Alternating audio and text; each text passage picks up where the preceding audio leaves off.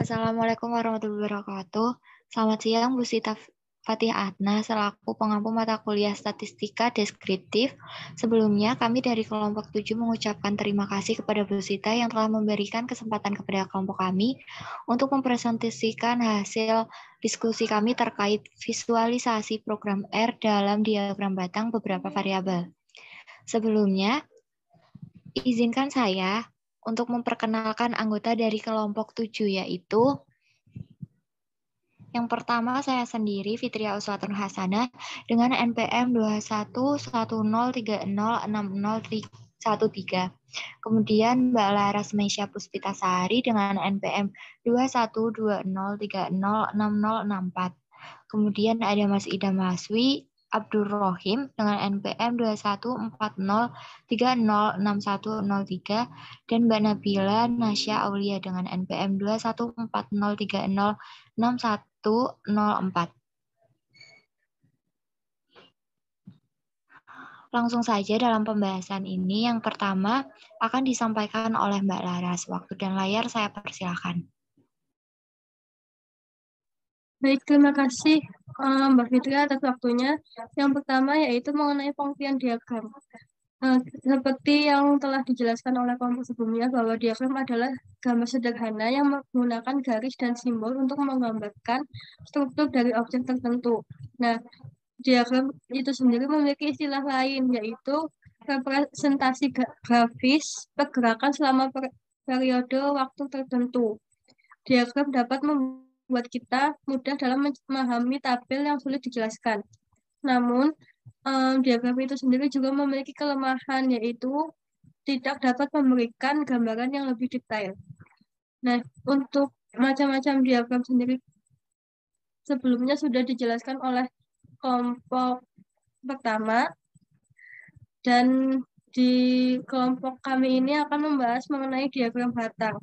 Nah, diagram batang biasa digunakan untuk menggambarkan data diskrit atau data berupa cacahan dengan tujuan untuk mempermudah pembaca dalam memahami informasi yang disampaikan. Nah, diagram batang itu sendiri digunakan untuk menggambarkan perkembangan dari objek dalam jangka waktu tertentu dan membandingkan objek. Bentuk penyajian data dengan diagram batang dapat digambarkan dalam bentuk batang yang dicatat dalam interval tertentu pada bidang kartesius. Jenis dari diagram batang sendiri yaitu terdapat dua macam. Yang pertama ada diagram batang vertikal dan diagram batang horizontal. Nah, berdasarkan variabelnya, diagram batang juga dibagi menjadi dua, yaitu yang pertama diagram batang satu variabel dan diagram batang beberapa variabel. Pada materi ini, kita akan membahas mengenai diagram batang dalam beberapa variabel. Sekian yang dapat saya sampaikan. Saya kembalikan ke Mbak Fitria. Terima kasih. Terima kasih Mbak Laras atas penjelasannya. Langsung saja pada poin C, yaitu contoh data visualisasi program R dalam menyajikan data melalui diagram batang. Nah, pada tampilan ini disajikan tabel, yaitu data jumlah mahasiswa pendidikan matematika Untidar, di mana pada tahun 2018 jenis kelamin laki-laki berjumlah 86, pada tahun 2018 jenis kelamin perempuan berjumlah 92, dan seterusnya hingga pada tahun 2022 jenis kelamin perempuan dengan jumlah 90. Adapun cara penyajian data melalui diagram R ini yaitu yang pertama. Langkah awal adalah membuat data melalui Microsoft Excel, kemudian simpan file tersebut, lalu buka software R Studio. Yang kedua yaitu buat project baru melalui file, kemudian klik new project, kemudian pilih new directory, kemudian new project, kemudian tulis nama file, nah kemudian create project. Kemudian yang ketiga yaitu menginput data secara manual menggunakan sistem matriks, karena dalam diagram ini menggunakan pengelompokan.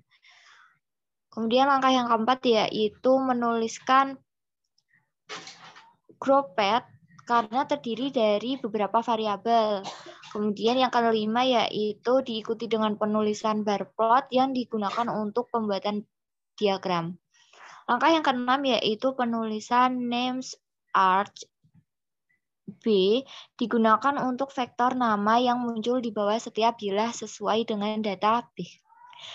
Pada langkah ketujuh yaitu menuliskan X5 sama dengan tahun yang merupakan label pada sumbu horizontal. Langkah ke-8 yaitu menuliskan Y-lab dengan jumlah yang menunjukkan pada label sumbu vertikal. Kemudian penulisan main untuk membuat judul diagram. Ada pun langkah 10 yaitu perintah ylim dan xlim untuk mengetahui nilai maksimum dan minimum dari sumbu X dan Y. Langkah ke-11 yaitu tekan enter, kemudian tulis color atau color untuk memberikan warna batang pada diagram.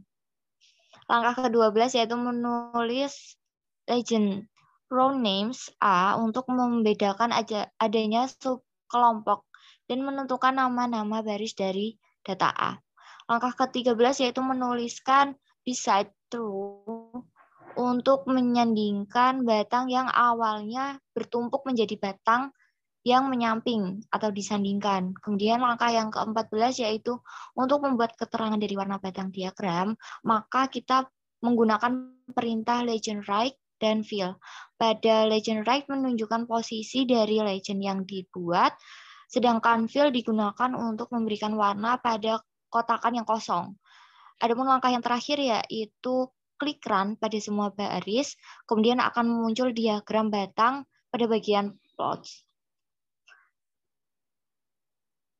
Berikut ini merupakan sintak yang diinputkan pada program R.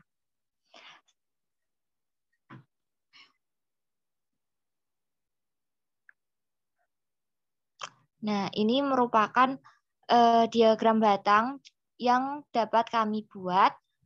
Untuk selanjutnya akan dilanjutkan oleh Mbak Nabila yang akan menjelaskan pada program R secara langsung. Untuk Mbak Nabila, waktu dan layar saya persilahkan. Di sini saya akan menjelaskan mengenai program R.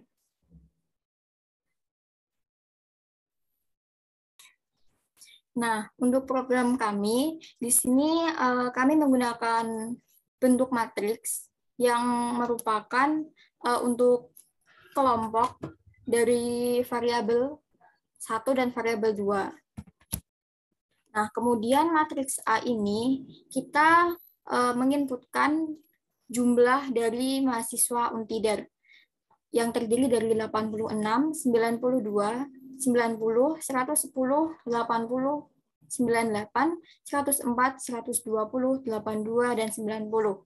Kemudian untuk matriks B diinputkan yaitu 2018, 2019, 2020, 2021, dan 2022 yang merupakan tahun dari data tersebut. Kemudian kita menuliskan goal path yang berarti bahwa pada data ini merupakan data diagram yang berbentuk grup gitu. Nah, untuk bar plot ini kemudian dituliskan A names art sama dengan B yang digunakan untuk vektor nama yang muncul di bawah. Kemudian X-lab-nya untuk menuliskan tahun, yaitu pada sumbu X. Kemudian Y-labs untuk menuliskan menuliskan jumlah pada sumbu Y. Kemudian main ini digunakan untuk judul diagram atau baganya, yaitu jumlah mahasiswa PMAT Untidar. Nah, di sini dituliskan Zlim dan Xlim yang digunakan untuk mengetahui nilai maksimum dan minimum dari sumbu X dan sumbu Y. Kemudian diikuti dengan color, yaitu light blue dan misty rose. Kemudian diikuti dengan legend, sama dengan raw names A, di mana A ini merupakan dari matriks A tersebut. Kemudian beside sama dengan true, di sini untuk menyandingkan diagram yang pada awalnya itu menumpuk menjadi menyamping seperti itu. Nah, kemudian untuk menuliskan kotak laki-laki dan perempuan untuk menentukan warna, di sini kita menggunakan legend right, di mana kotaknya ini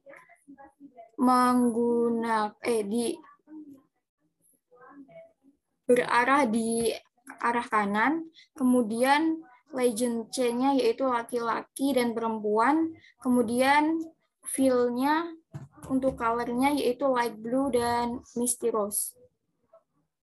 Kemudian akan kita run.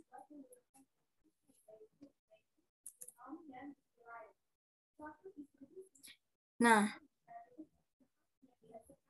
jadi tampilannya akan seperti ini. Di mana ini tahunnya yaitu 2018 sampai 2022, kemudian jumlahnya terdiri dari 0 sampai 120, dan di sini ada legend right di sini untuk menentukan bahwa warna biru itu laki-laki dan warna pink itu perempuan. Sekian materi yang dapat saya sampaikan. Saya kembalikan lagi kepada moderator. Baik, terima kasih atas penjelasannya, Mbak Nabila. Mungkin itu saja yang dapat kelompok kami sampaikan. Kurang lebihnya mohon maaf. Cukup sekian dari kami. Wassalamualaikum warahmatullahi wabarakatuh.